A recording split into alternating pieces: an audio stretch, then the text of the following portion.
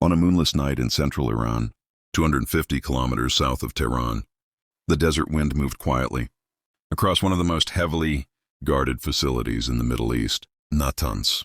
For decades, this complex had stood at the center of Iran's nuclear ambitions.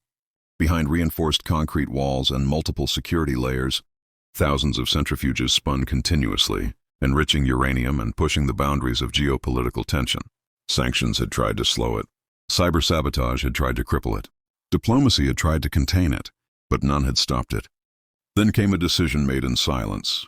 Intelligence assessments had grown increasingly urgent. Satellite imagery revealed upgrades, next-generation centrifuges installed, infrastructure repaired, enrichment capacity accelerating. Analysts warned that the timeline toward potential weapons capability was shrinking. Leaders faced a narrowing window. Airstrikes risked regional escalation and radioactive contamination. Diplomatic talks were stalled. Sanctions were losing leverage, so a covert alternative was authorized. 120 elite rangers were assigned to a mission defined by speed, precision, and secrecy. Their objective was not occupation, not destruction for spectacle, but targeted disruption to cripple critical infrastructure and seize intelligence that could expose the full scope of the program. Natanz was no easy target. The facility was layered in security zones, guarded by Revolutionary Guard units, reinforced to withstand bombardment, and supported by nearby military bases capable of rapid response. Any operation inside would be racing against time. Under the cover of darkness, the force advanced. The success of the mission depended on timing, exploiting brief windows, during routine shifts, moving before a coordinated defense could form.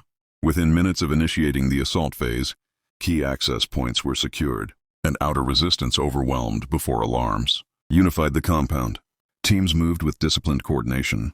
Inside administrative buildings, personnel connected to the enrichment program were detained and separated. Digital servers, hard drives, research documents, and procurement records were secured.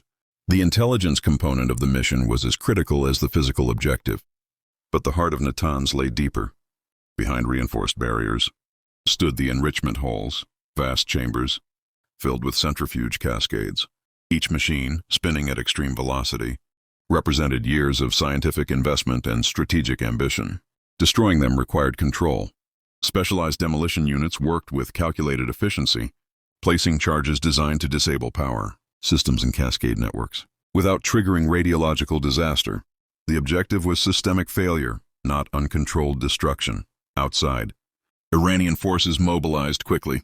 Sirens echoed across the complex. Reinforcements began converging. The clock tightened around the operation. Defensive teams established blocking positions, delaying advancing units while the demolition phase was completed. Communication remained steady, movements disciplined, withdrawal routes secured. Then came confirmation. Charges set. The order to disengage followed immediately. As the force withdrew in coordinated stages, the detonations began. Not massive explosions visible for miles, but precise ruptures that collapsed. Infrastructure from within. Power grids failed. Cooling systems shut down. Centrifuge cascades destabilized and tore themselves apart as mechanical tolerances collapsed. Inside the halls, decades of engineering were reduced to twisted metal in minutes. By the time external reinforcements reached the core structures, the damage was irreversible. Extraction aircraft arrived under cover of darkness. The departure was contested but controlled. Defensive countermeasures shielded the aircraft as they lifted, away from the desert and crossed back toward safe airspace. Within hours, the operation was complete. Satellite imagery the following day confirmed extensive structural damage. The primary enrichment hall was compromised beyond immediate repair. Analysts estimated rebuilding would take years, under the pressure of tightened sanctions and global scrutiny, but the deeper impact went beyond physical destruction. The intelligence seized during the operation exposed procurement networks, expansion plans, and previously undisclosed program details. Diplomatic pressure intensified overnight. Regional security dynamics shifted. Military postures hardened across the Middle East. Supporters called it a decisive act of counter-proliferation, a precise strike that prevented a nuclear threshold from being crossed. Critics warned it risked escalation and long-term instability. What remained undeniable was the strategic message. Even the most fortified facilities are vulnerable in the modern era of precision intelligence and specialized forces. Natanz had symbolized endurance. Now it symbolized exposure. In 90 minutes, a small force reshaped the trajectory of a program that had defined global tension for over 2 decades. History is often written in treaties and speeches, but sometimes it changes in silence under cover of darkness, when the balance of power shifts before the world even realizes it.